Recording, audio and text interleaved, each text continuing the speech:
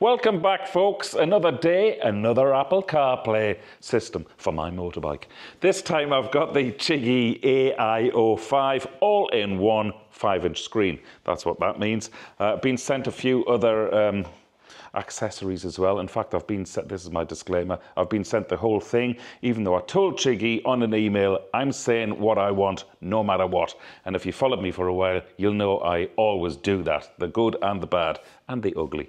So this little interface here is if you're installing this system like I am on a BMW motorbike, apparently this means you can use your Whizzy wheel with the system, as you would do with the normal sort of Garmin Navigator systems. Can't believe it's going to work. Why am I always so skeptical about new technology like this?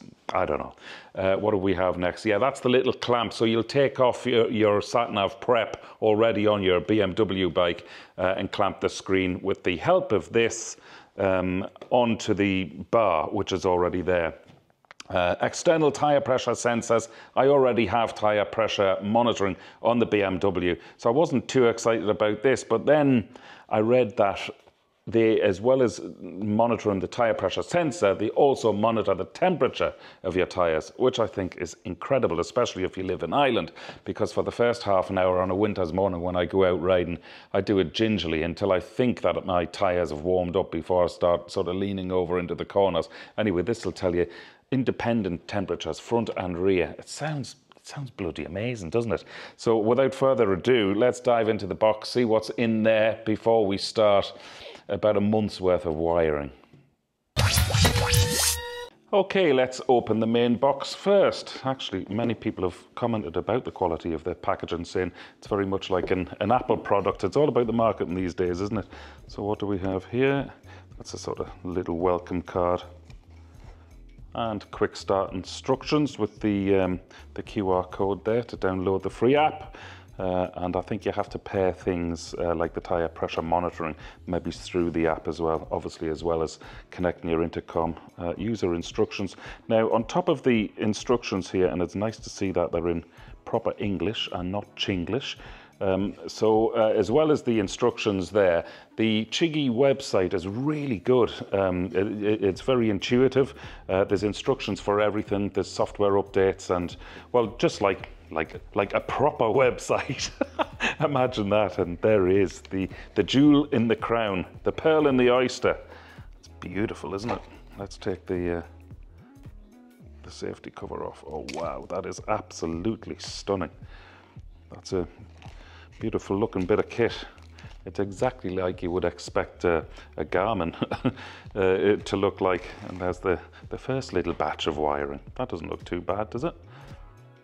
Different color connectors as well. Surely nothing can go wrong.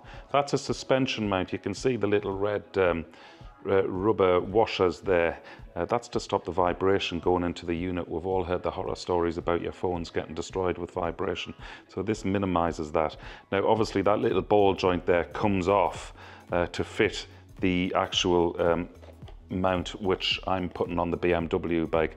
But again, on the website, you can buy all of these things as extras because this system is obviously universal. So we'll pop that aside. Now, I got this system with front and rear facing cameras. If I can get them out, of course I can't because that's on there, so I'll get them out in a short while. More wiring there. That actually looks like they plug into the orange connectors.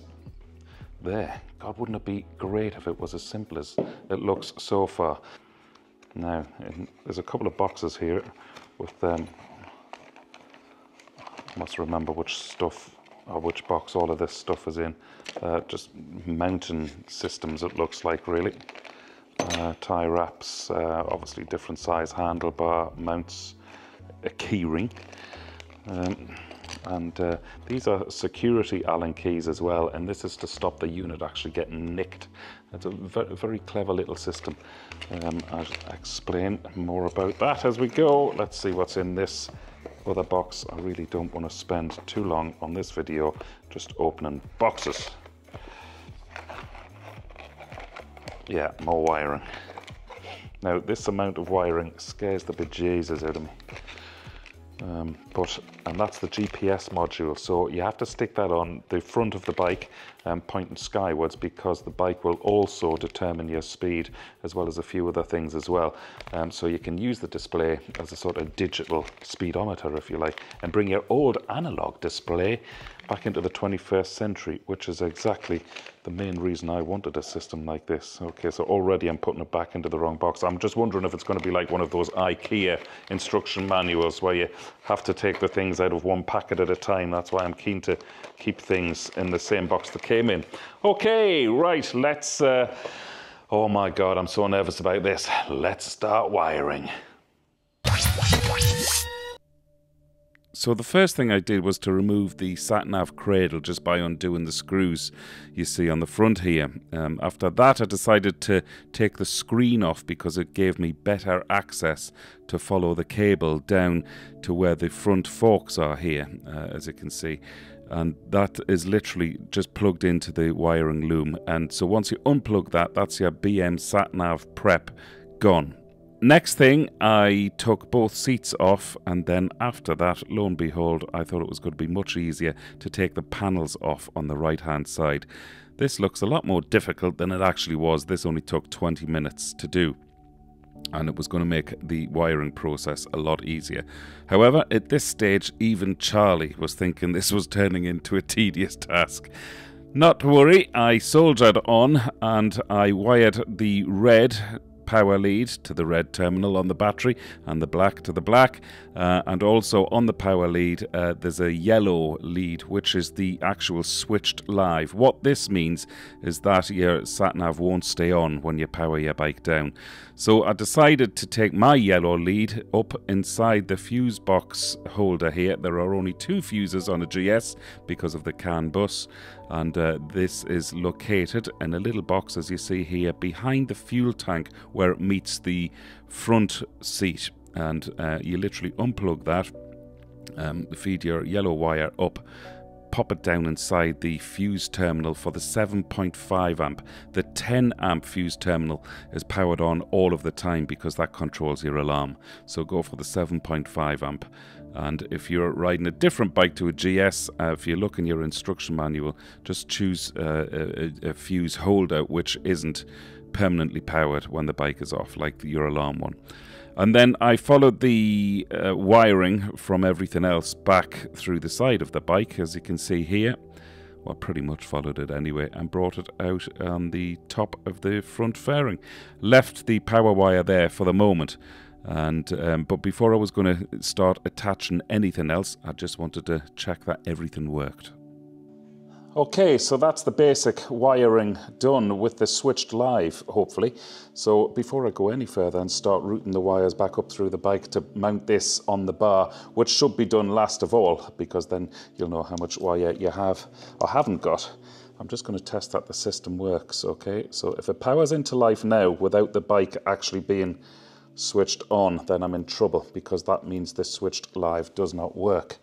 So I'll show you the screen. I'll see if I can bend over the camera here to switch the ignition system on. And there you go, that's fantastic. So we know that the switched live power now works up to the screen, so I shall go ahead. Actually, I'll just power off now. It takes about 2 minutes for the module to power off, so I'll fast forward and show you it powering off, just to double check the opposite way of the switched live. And there you have it. So exactly 2 minutes after the bike was powered off, the screen powered off. So we now know that the switched live works perfectly. But before we do install this on the bike, now is a good time to insert your SD card. Because it's difficult enough to get at this slot for the SD card as it is on the underneath of the device. So don't forget to do this now before you install it on the bar. So that went on very easily. I'm just very conscious when the windscreen goes on, I'm going to have limited options to get the Allen key in behind it. So I really do want to make sure it's in the right place.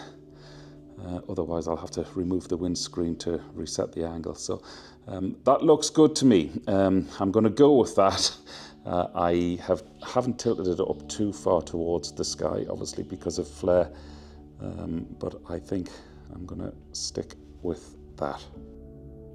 Next of all, I wanted to mount the CAN bus controller. There are two CAN bus modules here underneath the rear seat, and both have the same fittings. And of course, yep, you guessed it, I fitted the controller using the supplied wiring loom within the kit to the wrong one first. But it's okay, you're not going to blow anything up, it is trial and error. In fact, somewhere in the instructions on their website, it does tell you which one to use. But of course, there was so much clogging up my brain at this stage, it was a case of trial and error. So as you can see here, I'm still plugging up the wrong one. There's basically a plug in, a plug out, and then you plug in the controller to the white part. It will only fit one way if you get the right CAN bus controller. So after I installed this, I realized that nothing was happening. That little blue light wasn't coming on the controller, so I unplugged it.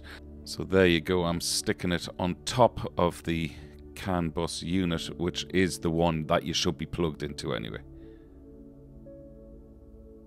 And that's nice and firm. Okay.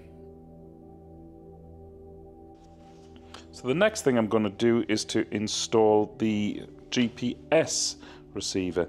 I've just wiped that down with an alcohol wipe, and I've installed the sticky pad.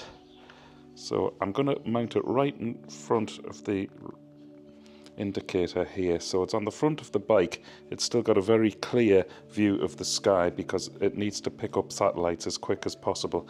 And then again, I'm just going to feed all of the wiring back into one place, really. I'm not in any position yet to start strapping the wiring down. So time to install the front camera. We know it's the front camera because on the lead here it says Cam F, F for front. I'm going to mount the camera here because it looks like a great way of just getting rid of the wire behind there. And again, obviously every bike's going to be different, but look at the attention to detail here, folks. On the bottom, sorry about this pad, I've just already pre-peeled it, so I'm not messing about on camera too much. But even on the bottom of the Velcro pads, they've got cutouts, which goes all the way through the frame, of course. And you can, if you want, just for another security measure, they've thought of everything. You can put tie wraps through. It would mean drilling through your front mud guard. I suppose it's not a bad thing, really, because it probably is going to be a permanent installation on my bike, so I'll think about doing that. And in fact, dare I say it, you could nearly put a screw and a bolt underneath just to be sure. Don't forget to take off the front plastic cover off the lens as well, otherwise your video footage will look shit. Okay, let's mount this. There is a bit of a crevice there, so I'm hoping I get a...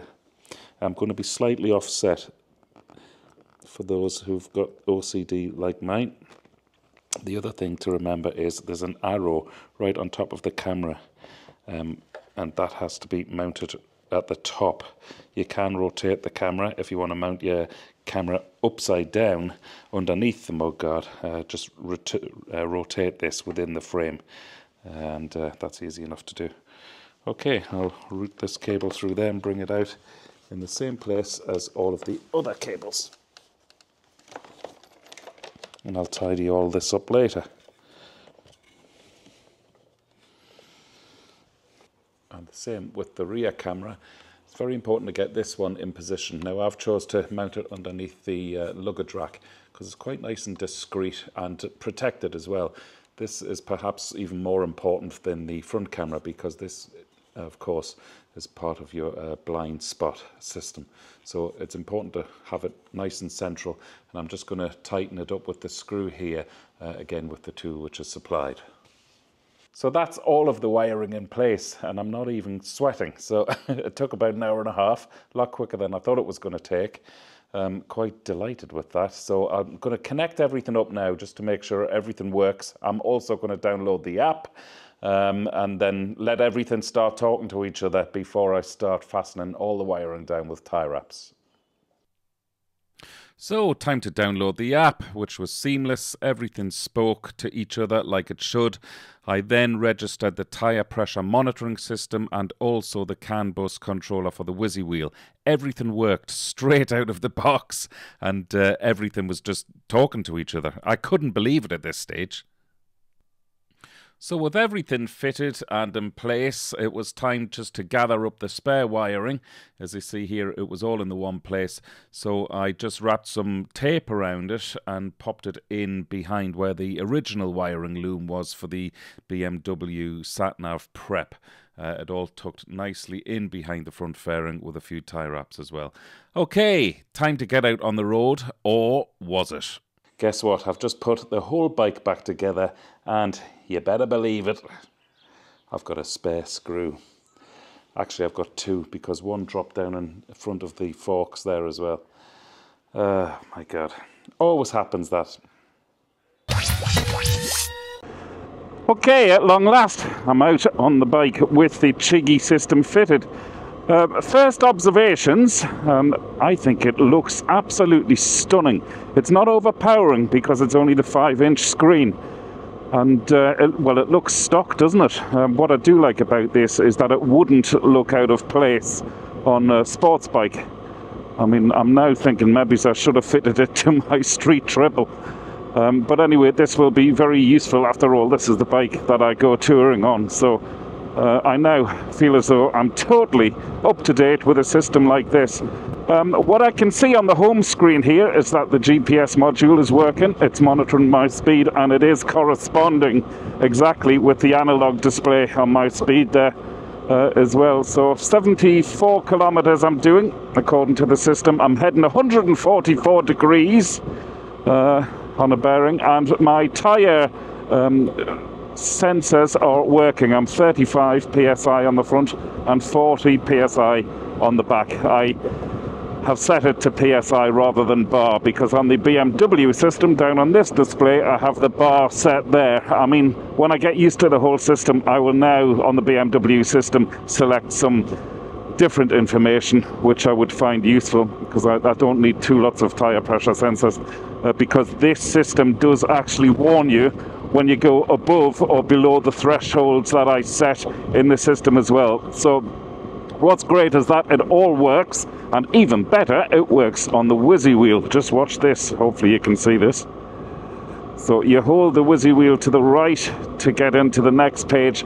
That's where all of your information is. Now, I have to say again, here's, well, it's not the system's fault, it's my eyesight's fault. So I can't read much of the small screen writing there without actually having to focus. And of course, if you focus on writing, you're taking your eyes off the road. So I'm sure when I work out where the important information is that I need, I can take it at a glance, but I'm not going to spend too long focusing on that. It does look like part of the BMW system. You see the way the speed comes up here. That's similar to what a 1250 and a 1300 does on their screen. So I know it's mad, and I'm just scrolling through again with the Whizzy Wheel. So there's my camera systems. That's my front camera. And I'm into sat-nav there. I think, again, this is my first time out with it, so bear with me. I'm going to go into the cameras, and if you press your indicator button in, it takes a photograph, or, well, you can't do that, it's just done something else there. So, or maybe if you press the Whizzy Wheel to the right once very quick, it takes a photograph. Yeah, please bear with me. This is literally my first ride out, and I'm thoroughly enjoying it. So I'm into my sat-nav there, as you can see, is working, and I'm on my way down to Dublin today. So what a great test ride out for this system. One thing I'm not going to do, folks, is to teach you all how to use Apple CarPlay or the Android CarPlay, because you will absolutely know better than I do how to find your way around that. I have my Intercom in the helmet connected to my phone, and my phone is connected to this system, and that's what the instructions recommend. I know on other systems it's recommended that you try and pair your intercom with the actual system. It doesn't recommend that on this, and it suits me just fine. because on another system I have had problems doing that. So everything, as we stand at the moment, everything is talking to each other. Now there is a turn coming up here to the left, which sometimes I have to take, sometimes I don't, and it's taking me around to the right. So all of that, just like that, without taking my hands off the handlebars, that was actually a vital piece of information that I genuinely did need to know, and I was into that info within seconds just by using the WheelieGood. Just to point out, I've never owned the Garmin system because I heard all the horror stories about it. So I've survived for 3 years with this bike without even knowing if my WheelieWheel worked. I had my iPhone sat up here on a cradle adapter, and it was always touch screen by taking my hand off the throttle to interact with the phone. So I do feel already that I've just heightened my level of safety, because I can do everything keeping my hands on the handlebars. So now I'm just going to try and get into some music by actually touching some of the buttons on top of the screen, just to see how well I can feel those buttons through my gloves. I'll just wait until I come around this picturesque little bend, put my cruise control on. Don't know what the buttons do at this stage. Oh, that's the center stage. Yeah, the buttons are really solid. I can feel them all the way through the gloves. That's lovely. I can't find where the music is there, but I shall come back to it. Oh, there's car link. So even with the gloves, it works perfect. We can select the screen there. These are I've just used the middle finger there to select, because only the first finger is phone sensitive. So the screen clearly works, and it's very sensitive screen with any gloves. What I will do is get round this bend first of all, and we'll try and select some music. Wouldn't that be incredible? So I have the little I'm saying this like an absolute dinosaur, and I do apologize, okay? I know you're probably all well used to this. I'll just get round this bend again. These roads are fantastic, aren't they? Not great for when you're testing out a little system like this, because I really do need to concentrate as well. But actually, I suppose it is a good part of the test, because I'm able to do most of it from the WheelieWheel.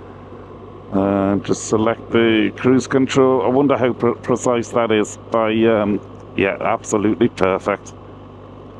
These gloves are a little bit big for me as well, and I'm still hitting the buttons perfect there. So let's put a little bit of music on.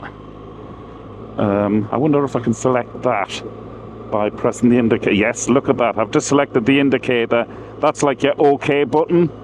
Again, those of you who've used this technology will know. But I have now got Caruso playing in my Intercom.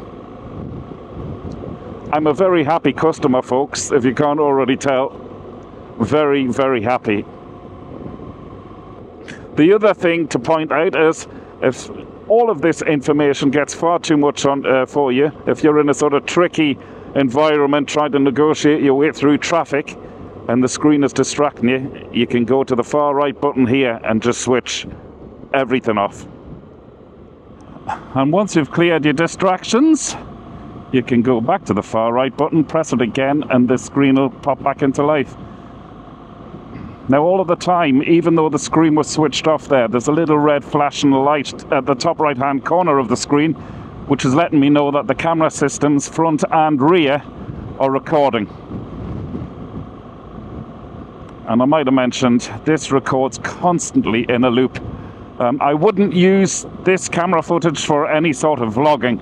So if you're thinking down that route, I would think again. This is purely a safety feature in the event of having an accident. I mean, of course, there's nothing stopping you looking back at the footage when you get home to see where you've been, or if there's anything you did avoid, or if you nearly had a mishap. Of course, you can check all of that back. I've heard various reports that even though the app on your phone is very quick and intuitive, it's quite a task to transfer the footage from the system over to your phone. So I would actually take the SD card out of the bottom, which is a bit of a faff. But like I say, a lot of you will only be using this camera system and for a security feature. Okay, this is Absolutely brilliant. Thoroughly enjoying this whole experience. I'm just going to leave it set on here for now. Hopefully I'll get the chance on this little journey to show you on the motorway some people overtaking me, and hopefully it'll set the sensor off, which would be great. Something else I've just noticed which is worth pointing out is whichever page you're in, even in the camera page there, I'll come back to it, it still has an overlay of your speed and your tyre pressures and your time, your bearing, a few other things as well. Really, really like that. That's another good feature. So you've still got some important information no matter what page you're on. And another thing I've just noticed on this page here, which has a lot more information on, is that my tyre temperatures have increased. My front is 16 degrees Celsius, rear is 23 degrees Celsius. I don't know what is deemed safe or unsafe in temperature-wise on a tyre to be sort of going into corners and leaning the bike over, but again, that's something I'll obviously find out as time goes on. There are a few blank spaces here which I've heard that Chigee are releasing sensors for in the near future for engine temperature and throttle as well. I don't know what it's going to measure from the throttle, but the engine temperature would also be a very useful thing to know. I'll ring my wife with my middle finger. Where are we? There we go. Phone. I'm going to cut away to a shot of me because I have a nickname for my wife,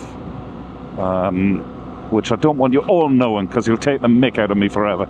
And there you go. I've just selected that. It's now ringing my wife. Hello? Hi, darling. Oh, yeah, all good. Come here. Your voice is on camera. Oh, well, actually, it probably won't be because I'm not going to be using the sound of the intercom. Just wanted to say hi. Just wanted to tell you how much I love you. And I know this is a normal phone call I would give you 10 times a day. What do you mean, what am I on about? I'm doing a test for the new Chigee system on the motorbike. Just wanted to see if the intercom all works seamlessly with it. You can hear me loud and clear, can you? Very good, very good. Okie dokie, I'm going to let you go now because I'm actually making a video. Love you too. Okay, see you later. Bye.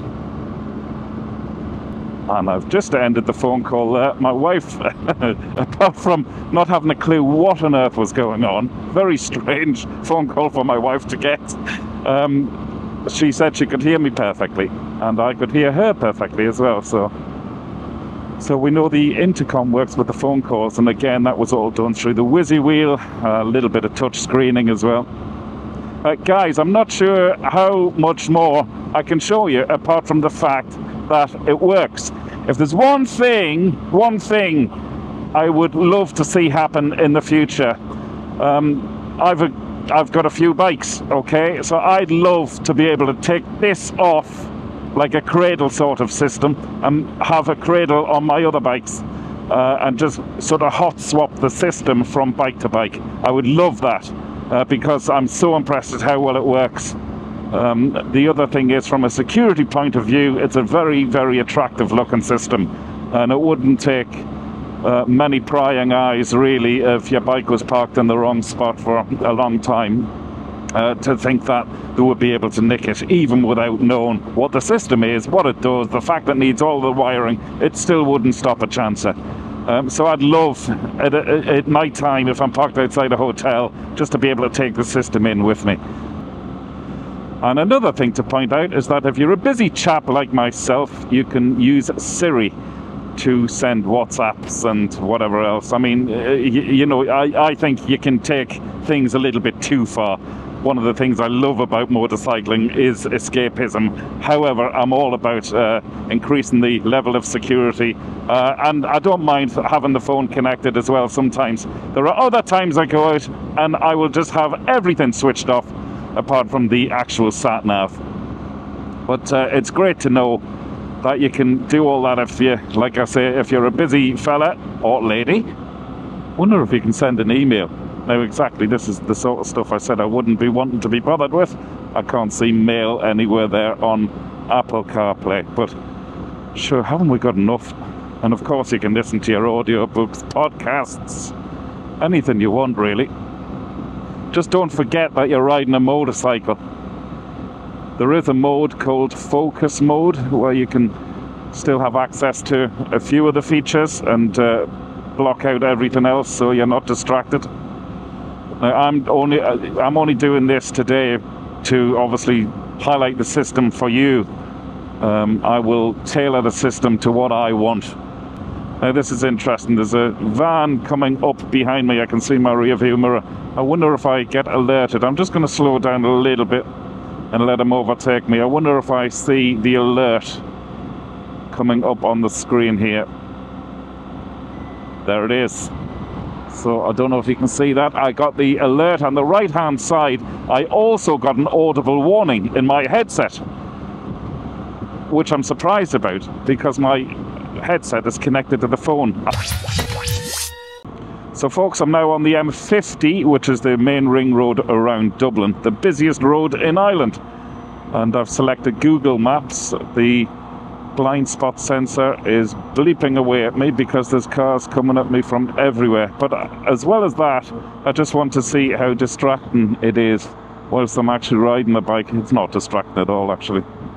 The other thing to mention is that this system has auto brightness, or you can set it manually, or like I say, if it is too distracting at all, you can power the whole screen off with that far right button like that. So I'm just going to power that back on.